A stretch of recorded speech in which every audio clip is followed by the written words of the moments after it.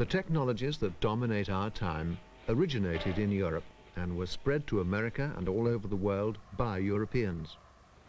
Yet until recently, Europeans were believed to have got their most important technology, the use of metal, from outside Europe, from the ancient civilizations of Egypt and the Near East.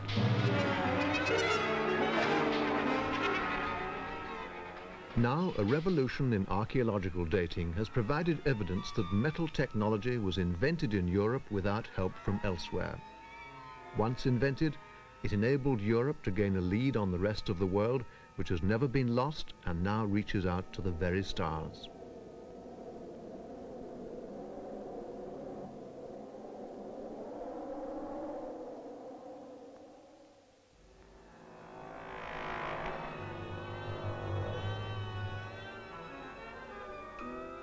The belief that civilizations spread from the Near East arose from a fascination with ancient Egypt, its awesome monuments, its knowledge of arts like architecture and metallurgy. And it arose also from the historian's need to date the past. Without reliable dates, you cannot write history.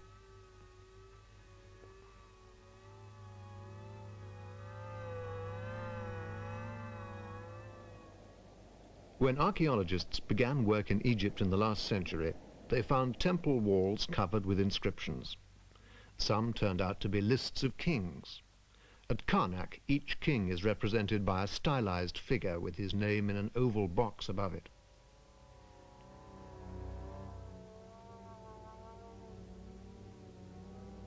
From this and similar lists elsewhere, some of which give the length of reigns, it was possible to reconstruct the Egyptian royal line over 3,000 years, back to a first king. Calculations based on the Egyptian calendar give this king as having reigned about 3,100 BC. This is the earliest documented date in the world. So the king lists provided a basic chronology from which Egyptian finds could be dated. Sir Flinders Petrie was the first to realize you could use Egyptian chronology to date neighboring lands. Excavating in Egypt around 1890, he found pots which he recognized as having come from the Mycenaean culture of Greece. Because Petrie could date the Egyptian context in which he had found the pots, he was able to date the beginnings of Mycenae itself to 1600 BC. Then Sir Arthur Evans, excavating at Knossos in Crete, found stone vases made in Egypt around 3000 BC, and from this link dated the beginnings of Minoan culture. Evans and his contemporaries were safe to use this cross-dating method where it was based on products of undoubted origin. But the method got extended to parts of Europe where there was no evidence of direct contact. They had noticed that a specific type of object, say an axe, developed slowly over the years, each new form improving slightly on its predecessor. In this series, flat axes develop into ones with flanges and loops to hold the haft. They came to believe that similarity of form could be used for dating. If an axe dug up in Europe looked like one found in the Near East, they assumed the European axe either came from the Near East or was copied from it, and they always assumed the European version was later in date. All these datings ultimately depended on the Egyptian king lists and the chronology based on them. This led to the assumption that all civilization in Europe was the result of influences from earlier and superior civilizations in the Near East. This diffusionist assumption dominated European archaeology for 50 years. Diffusionism was given massive authority by Gordon Childe, one of the most learned and influential archaeologists this century. Childe was an Australian who in 1927 became Professor of Archaeology at Edinburgh and later at London University. Childe worked out a framework of cross-dates for Europe. For Western Europe, it was based on the stone structures known as megaliths. These range from simple dolmens, just a stone laid across uprights, to elaborate graves with entrance passages and roofs. Most megaliths were originally covered by earth. Many were collective tombs. Others, like Stonehenge, were ritual structures. According to Child, the first megaliths in Western Europe had been built in Spain by colonists from the eastern Mediterranean. From Spain, the practice had been spread by sea to Portugal, to Brittany, then to the British Isles, and to Germany and Scandinavia. In their ground plan, Spanish megalithic tombs resembled a type of tomb in Crete dated 2700 BC. So Child dated the Spanish megaliths 2500 BC, and all the other West European ones correspondingly later. For southeastern and central Europe, Child's framework of cross dates was based on a group of Neolithic cultures which flourished on both sides of the river Danube. The main excavation sites were at Karanova, Gumelnica, and at Vinča in Yugoslavia. During a trip along the Danube in the 1920s, Child visited the excavation site at Vinča. This hill was to become one of the key sites in European prehistory. In 1978, Vinča was excavated again for the first time in 50 years. The hill is artificial. It's what's known as a tell. It's composed of the debris of houses made with mud walls, a whole village of mud houses. Such houses do not last long, even if they're not destroyed by fire or flood. When houses collapse, the inhabitants level the debris and build new houses on top. If you cut a section through the tell, you can trace successive layers of houses. This brownish layer is the remains of a mud wall destroyed by fire. Above it, the yellow streak is a new floor layer. Mud walls were held up by wooden posts and wattles. Destruction by fire would bake the mud to durable brick. By digging down layer by layer, you can uncover the level of the village at any one moment in time. This is one level, and this is a house floor with traces of cooking, even one of the pots they used. The tell is packed with rubbish which indicates how the ancient villagers lived, including the bones of animals they reared and ate. Tells grew up in places where conditions for life were easy. Vinča on the Danube had plenty of fish, and the local soil was what geologists call loess, light but fertile, very suitable for cultivation by primitive farmers on the hills round Vinča.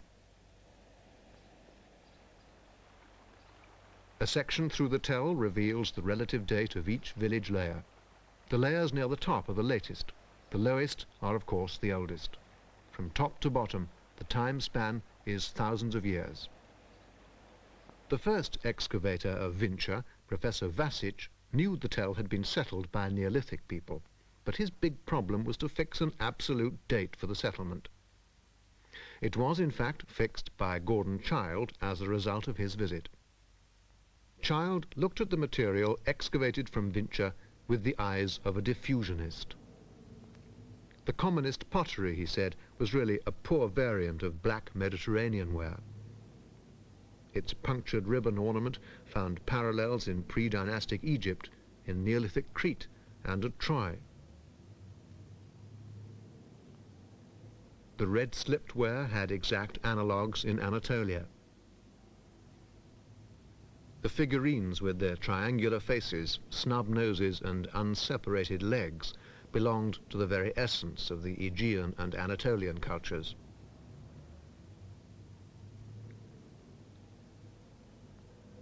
The pot lids reminded Child of similar lids from the second city at Troy.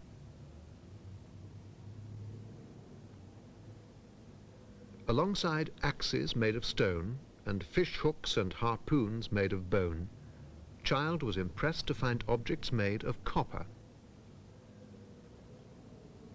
The people of Vinča had broken out of a Neolithic stone technology into the Copper Age. The whole civilization, said Child, was saturated with Aegean elements too fundamental to be the result of mere external relations or cultural borrowing. He concluded that Vinča and its related cultures at Karanovo and Gumelnica must have been founded by colonists from the Aegean, akin to those that settled Troy. From Troy, they had come up through the Black Sea and along the Danube. On the basis of this relationship with Troy, he dated Vinča to 2700 BC. Less cautious scholars like Sir Grafton Elliot Smith carried diffusionism to extremes. As professor of anatomy in Cairo, an expert on mummies, he argued that the ancient Egyptians had started all the civilizations of the world. He claimed to have documented their travels not just across Europe, but down through Africa, across Asia into the South Seas, across the Pacific to America. Attributing all cultural change to outside influences became a habit with archaeologists. The imposing architecture of Stonehenge is a typical example. In a book published in 1961, a British archaeologist seriously considered that it had been built by an architect from Mycenaean Greece. Gordon Childe died in 1957. Within a few years, his whole framework of dates began to collapse under the impact of a scientific technique, radiocarbon testing. For the first time, this gave archaeologists a way of fixing dates which was reliable and, above all, independent of other methods such as cross-dating. All you need for the test is a scrap of organic material, something that was once alive like this piece of wood or a piece of bone. Every piece of such material contains carbon absorbed from the atmosphere by the living plant or animal. Some of the carbon is the ordinary kind, but a proportion is a form known as carbon-14, which is radioactive. As long as the plant is alive, the proportion of carbon-14 remains the same, but once dead, it begins to decay at a fixed rate. Much of the test technique is aimed at isolating and refining the carbon-14. The amount isolated from one sample is in this bottle. This is now put in a scintillation counter. The counter measures the amount of carbon-14 that's left in the sample. Once you know this, you can calculate how long the process of radioactive decay has been going on. That is to say, how long ago the sample died. These dates are accurate within certain limits of probability. The radiocarbon technique has been further refined by calibrating its results with those obtained from the annual rings of long-lived bristlecone pines. Radiocarbon tests on samples from megalithic tombs show they are much older than Gordon Childe believed. Some tombs in Brittany are now dated 4,800 BC, so they're older than the Spanish ones from which they were supposed to be derived, and the Spanish tombs turn out to be older than their supposed models in Crete. They're all older than the Egyptian pyramids, which are still dated around 2700 BC. Radiocarbon tests confirmed the dating of Egyptian sites from their own calendar. The impact of radiocarbon testing on the dates for Southeast Europe has been even more momentous. Believing that Vinča had been founded by colonists from Troy, Childe dated the settlement 2700 BC, which made it contemporary with the second city at Troy. But radiocarbon tests give a date for the Vinča Copper Age of 4500.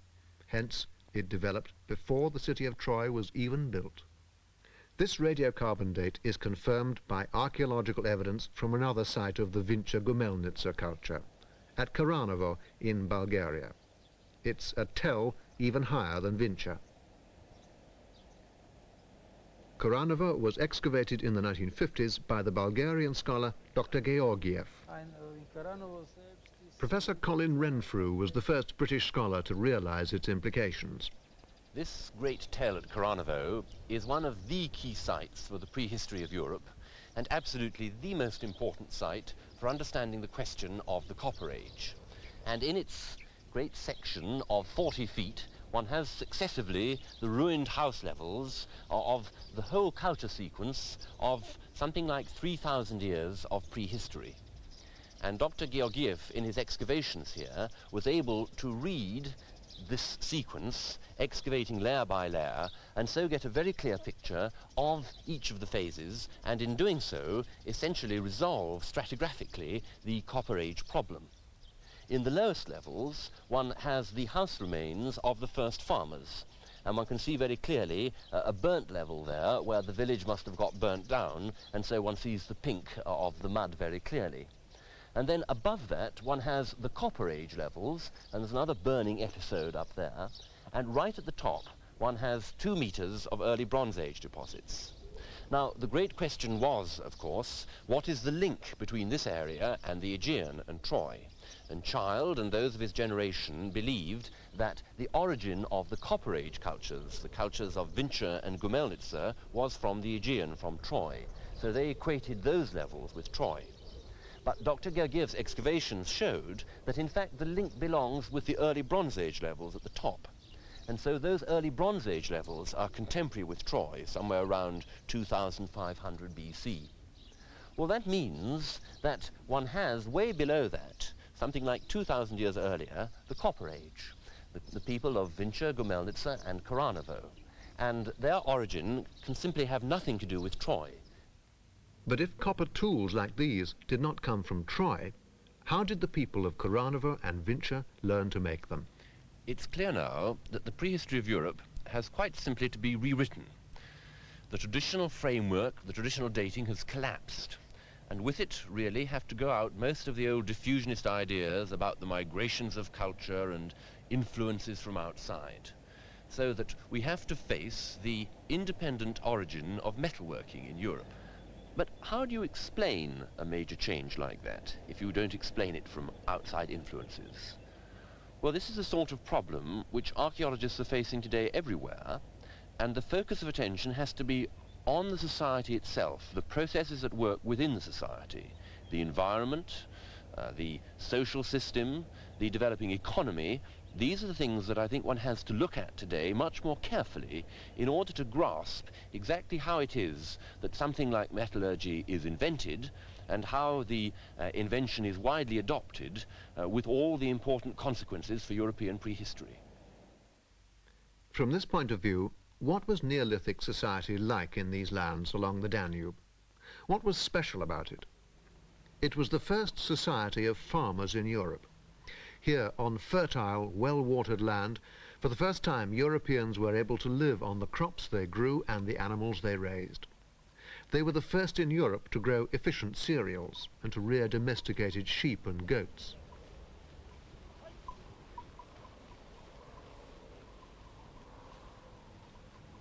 Because they no longer needed to hunt wandering herds of game, they could live in settled villages.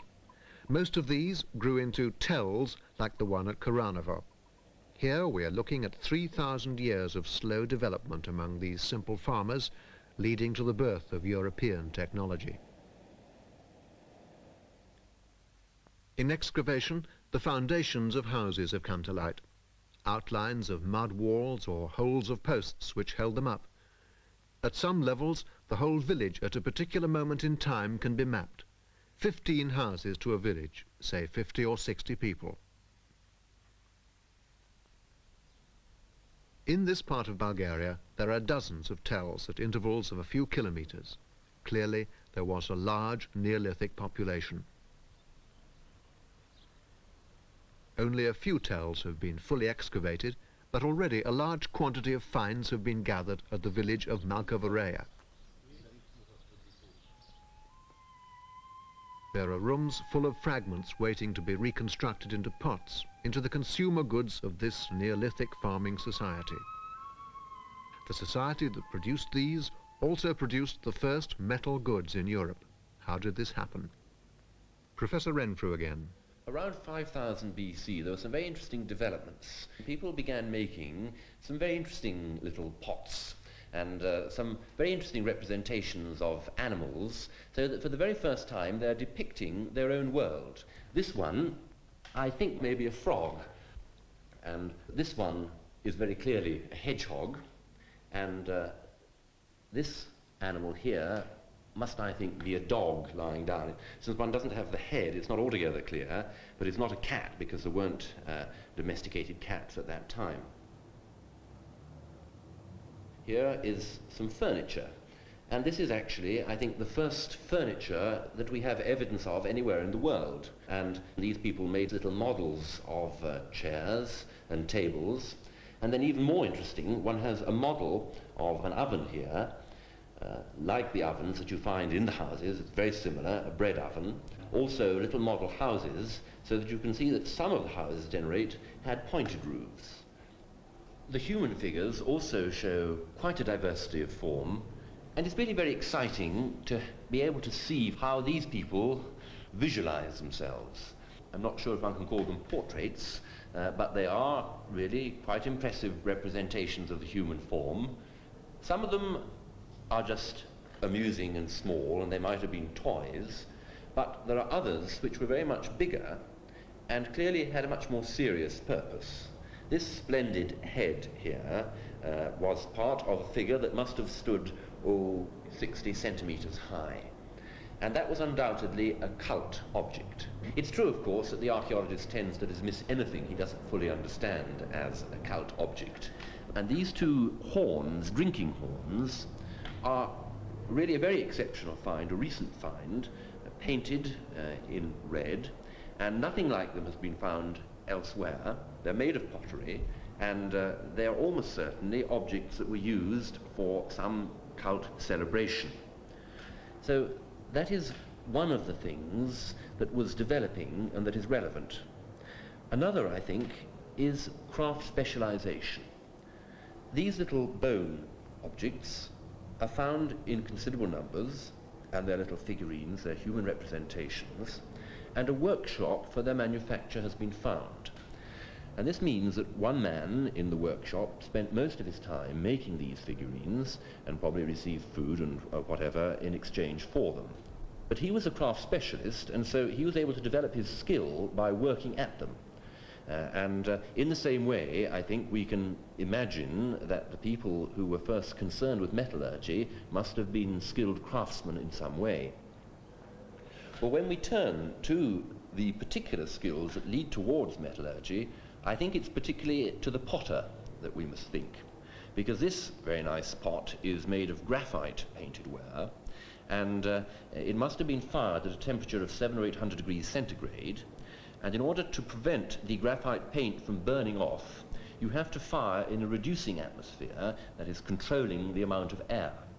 Well, when people have this kind of skill, they're not really very far away from the conditions that you need to smelt copper and to cast copper around 1000 degrees centigrade.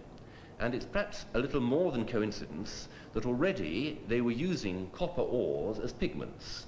This is azurite, a very attractive blue pigment, which is a copper ore. And here we have iron ore, red ochre, which is also being used as a pigment. And so they were already experimenting with ores, probably in this context of valuing precious objects, of craft specialization, and of the control of fire. They were on the very brink of discovering or inventing metallurgy. And certainly that is clearly what happened, because it's at this time we find, first of all, these very simple metal objects. This is a little copper awl or needle, which is still mounted in the bone handle. And then here we've got two fine cast copper axes, and these are the result of casting. And from some sites one has evidence of copper working. This is a piece of pottery from a crucible probably, and these traces here are actually traces of copper which remain adhering to the interior of the crucible.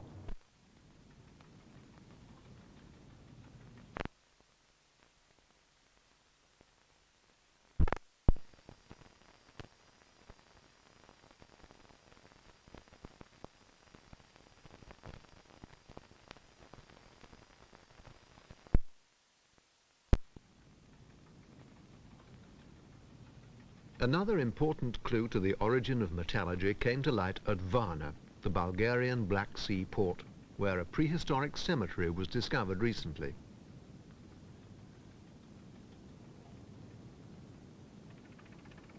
Over 130 graves were excavated. They contained goods typical of the Wincher-Gummelnitzer Copper Age.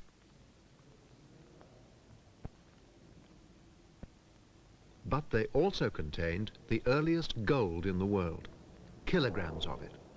There are over 2,000 gold objects marvelously worked. There are gold discs, there are gold beads, there's beaten gold plate, and there are these huge gold arm rings. There's gold incrustation on some of the pottery, and in particular, this golden scepter. There are, of course, poor graves, and Dr. Ivanov's excavations have shown that there were about 35 graves that had no body, no skeleton at all.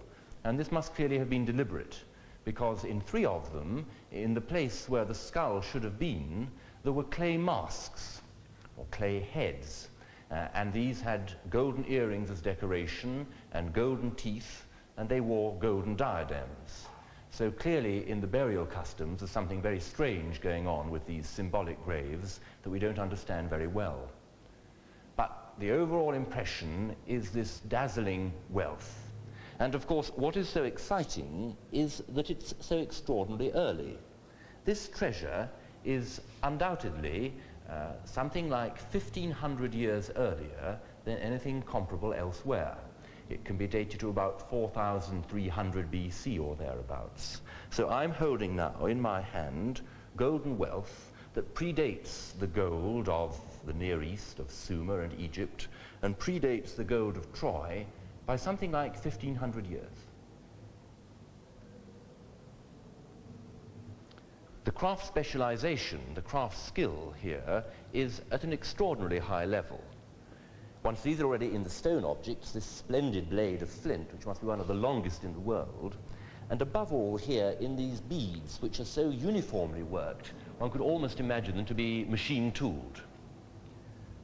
And then there are the insights into the social structure. In Varna, there are poor graves, and there are also very rich graves, like this one. And this is all the finery of a man who was aged about 45, and one sees here all his worldly goods, this great wealth of gold, a number of copper objects, and above all, this very impressive scepter with its stone axe of display. And that, I think, is the key to the understanding of early metallurgy, because here we have a chief, and the chief is using these objects to display his importance and his prestige. And that is the context in which these early metal objects are now occurring. And that, I think, is the reason they were made.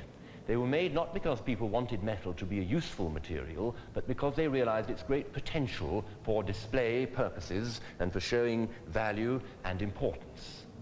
And that, I think, really is the essential paradox.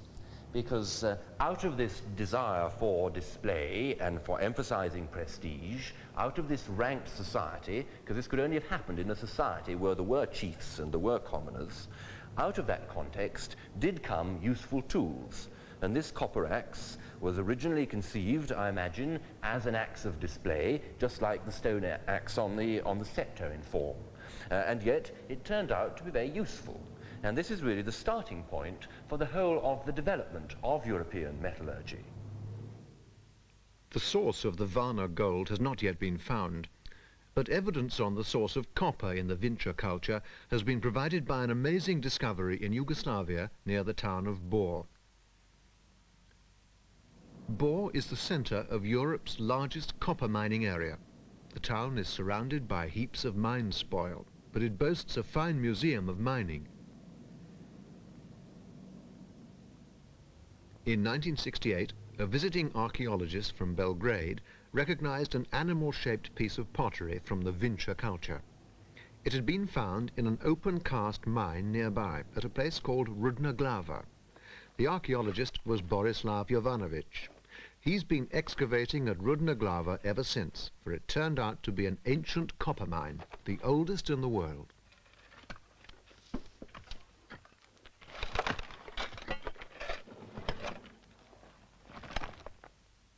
The modern miners had driven a huge trench through the mountain, ripping away part of its limestone core. The rock face is riven with cracks and crevices. The animal figure had been found in one of these.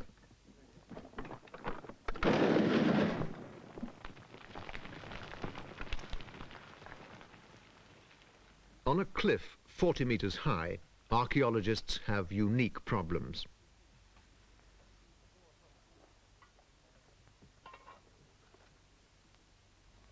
On close inspection, some cracks turned out to be man-made shafts, sliced through and exposed by the modern miners. The archaeologists discovered more pots in caches where they had been left by the ancient miners, perhaps to await their return. The types belong to the Vincia culture, around 4,500 BC. At the top of the cliff, they've found the entrance to shafts. They show that the Vincia miners' technique was to follow a vein of copper ore, digging it out from the surrounding rock as long as the vein was wide enough for a man to work in.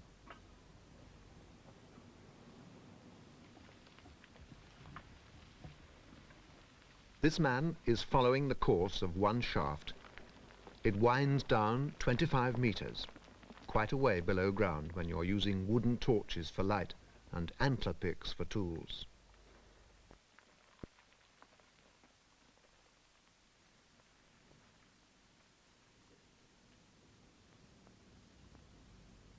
He's nearly at the bottom of the shaft.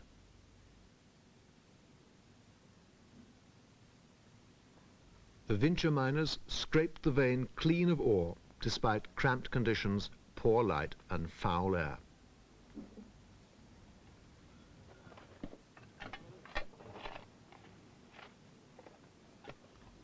In 1978, the archaeologists began to dig into shafts further up the mountain, untouched by the modern mining. They can now follow down shafts as the Vincia miners dug them 6,500 years ago. These men are removing rubble with which the Vincia miners backfilled the shaft after they dug out the ore.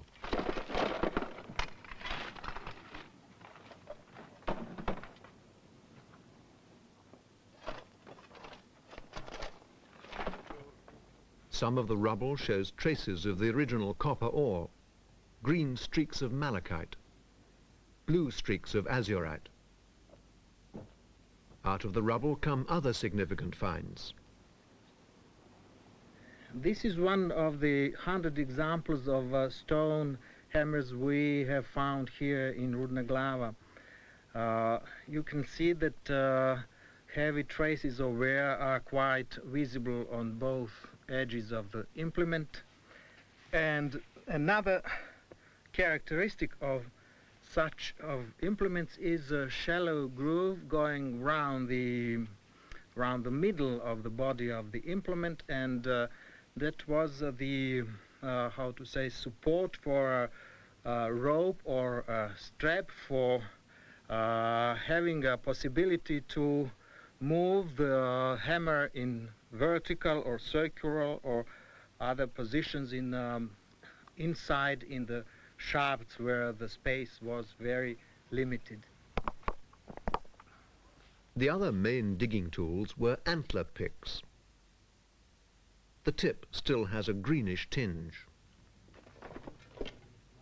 We got evidence from our excavation that the beginning and the development of the early copper metallurgy in Europe is independent, and secondly, we were very much surprised by the large scale of the mining activity here in the Rudna Glava, and it means that Vincia miners got hundreds and hundreds of tons of ore and also copper, and the knowledge of mining was very developed. And it means also that the smelting was at the same level of development like the mining, and that the date of the appearance of smelting copper in the Balkans is much earlier than we thought before. Copper in almost pure form can be found on the surface of the earth in nuggets like this. It's known as native copper, and it's believed it was the first form used by a Neolithic man. This nugget weighs 6 kilograms, but native copper comes in all shapes and sizes. On the lookout for useful stones, Neolithic man would be attracted to this colorful, dense stuff.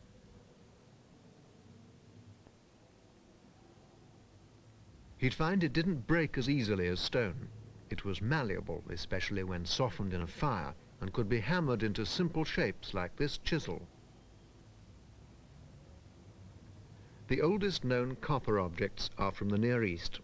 Like this, they're made of native copper. But copper ore, like the malachite mined at Rudnaglava, is a compound of copper and other elements. To get the copper out, it has to be smelted.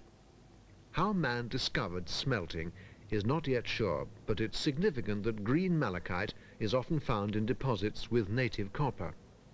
If he melted this in a hot enough fire, he might find the malachite turning to copper as well. Smelting is a complex chemical process. Just what it takes to smelt copper under primitive conditions is being studied by scientists at the Archaeological Research Station of Butser in England.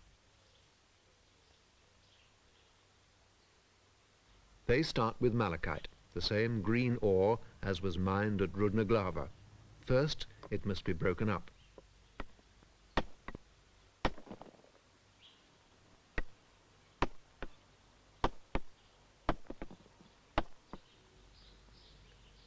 Vincher miners only had stone hammers. The furnace is just a hollow lined with clay. The goatskin bellows is a type still used in parts of Africa. In goes the ore. The fuel is charcoal, almost pure carbon. To smelt copper you need a temperature of 700 degrees centigrade.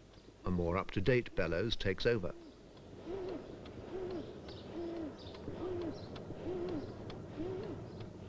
Malachite is a copper carbonate. Heat turns it first into copper oxide. Then carbon monoxide forms and removes the oxygen, leaving pure copper. After half an hour, the fire burns out. Ashes are cleared. Round the air inlet there's a mass of slag, and here's some copper.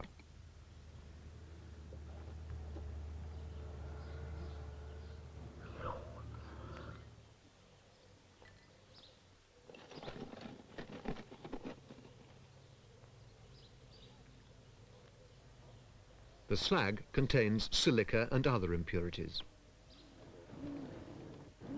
They attempt the next stage, melting copper before casting it in a mold. To melt copper, you need 1100 degrees centigrade. More and more pumping, no effect. Cover the crucible with a lid.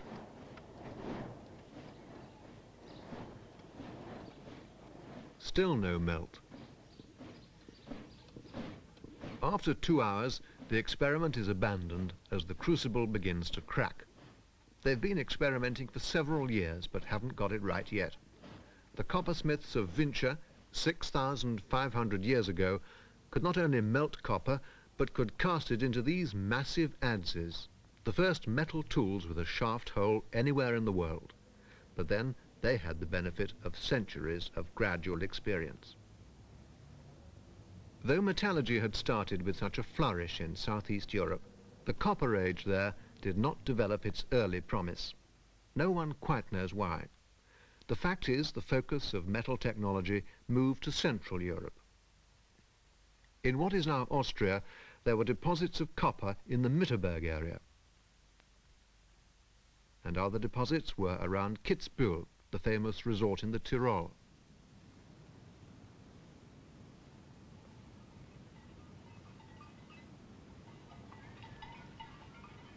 Metallurgy could not start here as early as it did in southeast Europe.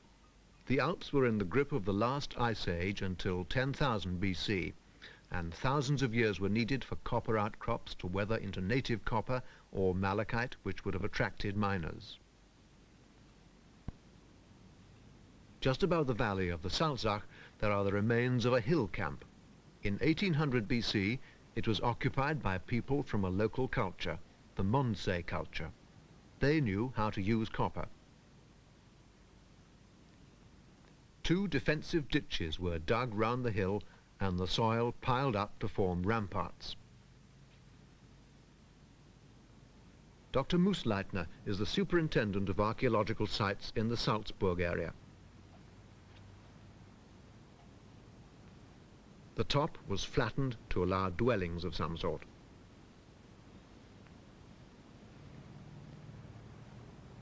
From here you command two valleys, and you also command the approach to a curious trench in the opposite slope. Excavation has proved the trench to be an ancient copper mine. It's the start of a large-scale industry. From here, the ancient miners followed a vein of copper ore through forest and bog for over 7 kilometers. Under these trees, there are dozens of ancient mine tunnels.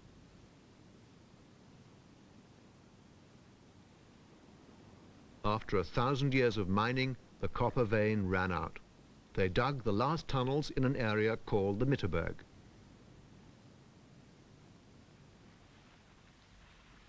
Some holes left by the tunnels are big enough to take a house.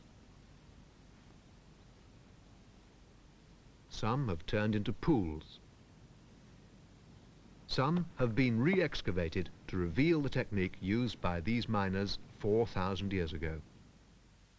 Having found an outcrop of copper ore on the mountain, they lit a fire on it. When heated, the ore expands faster than the surrounding rock. When cooled with water, it contracts faster, splitting away from the rock, and can be dug more easily. This fire-quenching technique produces a tunnel sloping into the vein of ore. Once the tunnel's higher than a man, they build a platform on wooden props and pile the waste on top. Air flows along the lower tunnel and escapes at the top.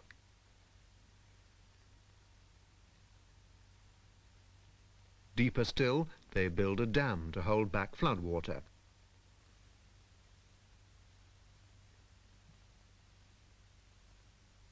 At this stage, a second fire can be started to work on the roof. The tunnel reaches maximum depth at 100 meters. There's a second fire under the roof, and if needed, another tunnel is dug behind it. Meanwhile, other miners start a second tunnel further up. It is labor on a heroic scale. Tools from the mines are in Salzburg's Historical Museum. A wooden hammer and wedges, a wooden shovel, and a torch for lighting. A wooden sled to haul loads out of the mine. A ladder, just notches in a single tree trunk.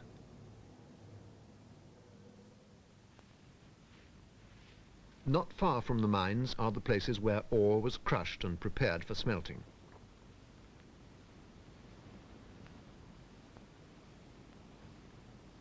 They're quite easy to spot, heaps of broken stone several meters deep. Saturated with copper, they're often bare of vegetation.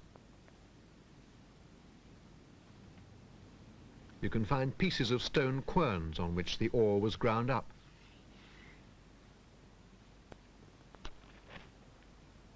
Or mining hammers, just like the ones used at Rudnaglava over 2,000 years before.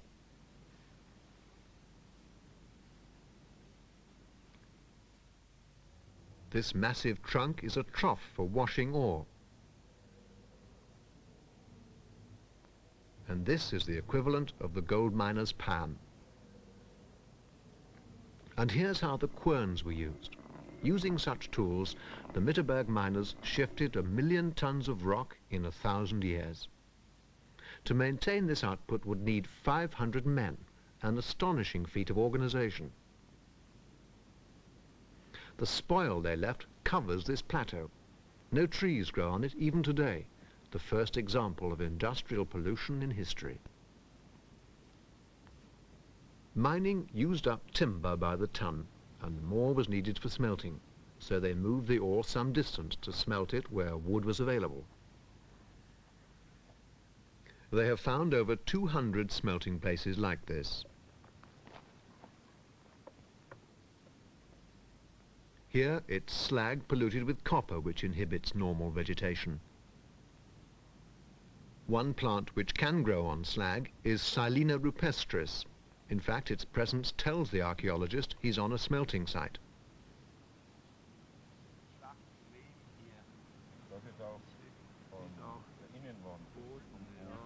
On this site, near Kitzbühel, there's plenty of slag, but there are also pieces of baked clay, part of the clay lining of a smelting furnace.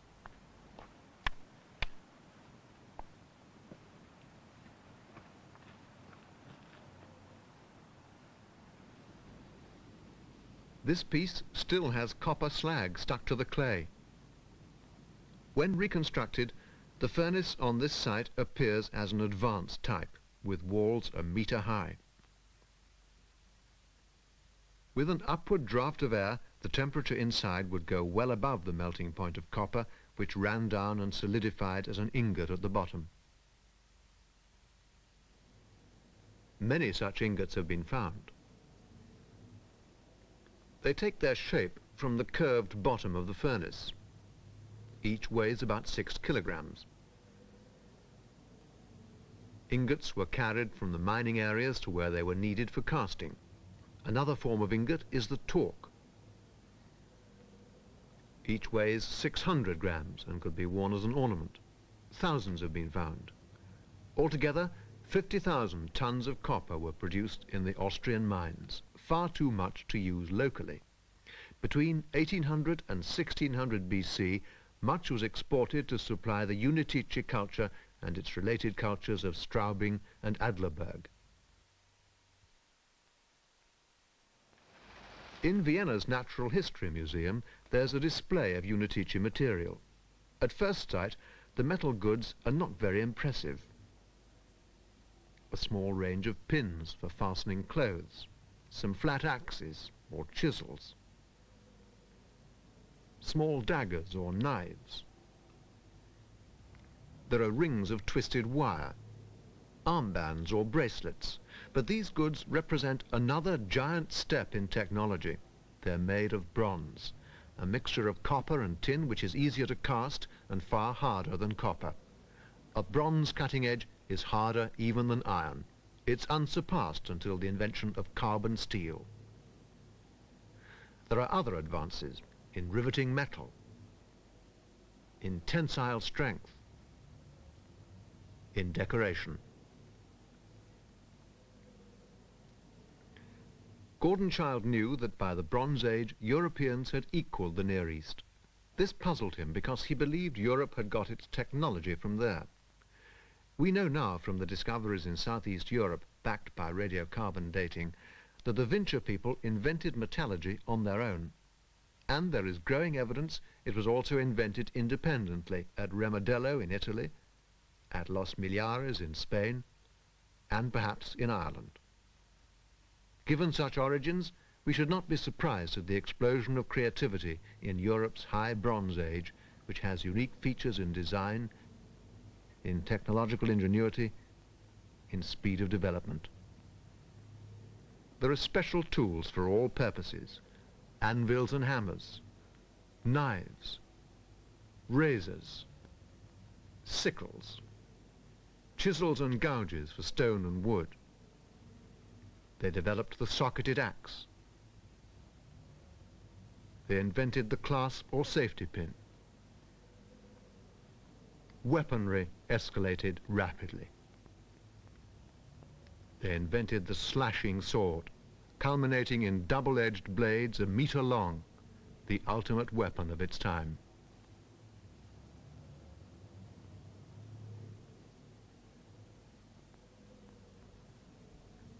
By 600 BC, the end of the Bronze Age, Europeans had created a distinctive civilization of their own and displayed a technological initiative which they have never since lost.